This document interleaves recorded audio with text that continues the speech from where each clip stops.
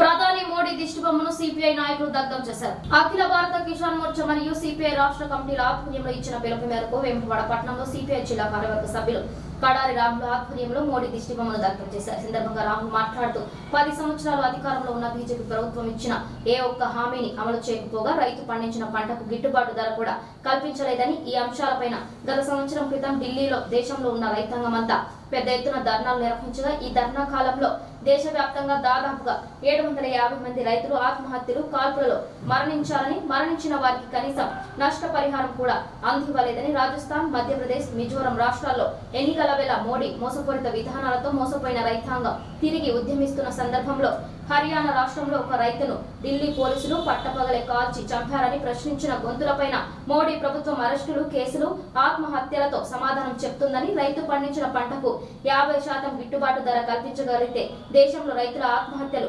ఆగిపోతాయని, అదానీ, అంబానీ ఈ దేశ వనరులను దోచిపెట్టడం కోసమే ముఖ్యంగా వ్యవసాయ రంగాన్ని అంబానీలకు కట్టబెట్టే విధంగా సాగు చట్టాలను తీసుకువచ్చి రైతాంగాన్ని నానా ఇబ్బందులు పెడుతున్న బీజేపీ ప్రభుత్వాన్ని, వీటన్నిటికీ వ్యతిరేకంగా రేపు రాబోయే కాలంలో బీజేపీ ప్రభుత్వాన్ని గద్దెదించడం కోసం వామపక్ష లౌకికవాద ప్రజాతంత్రవాదులతో కలిసి పనిచేస్తూ మోడీ విధానాలకు వ్యతిరేకంగా ప్రజలను సమీకరిస్తూ రాబోయే ఎన్నికల్లో మోడీని గద్దెదించడమే లక్ష్యంగా పనిచేస్తామని అన్నారు.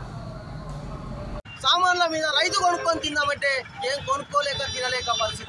ఇలా రైతు అన్నం పెట్టే అన్నదాత కిసాన్ రైతు అని ఇలా రైతు బంగారు భవిష్యత్తు బాగుపడుతుందన్న ఇలా కేంద్ర బీజేపీ గవర్నమెంట్ అనుసరిస్తున్న విధానం రైతు నల్ల చట్టాలను వెంటనే రద్దు చేయాలి. మొన్న దాడుల్లో ఇలా రైతుల పక్షాన 6 కాలం కట్టం చేసి రైతు 10 మందికి అన్నం పెట్టే అన్నదాత ఇలా దాడులు జరిపి ఇలా కాల్చివేయడం, వాళ్ళ మీద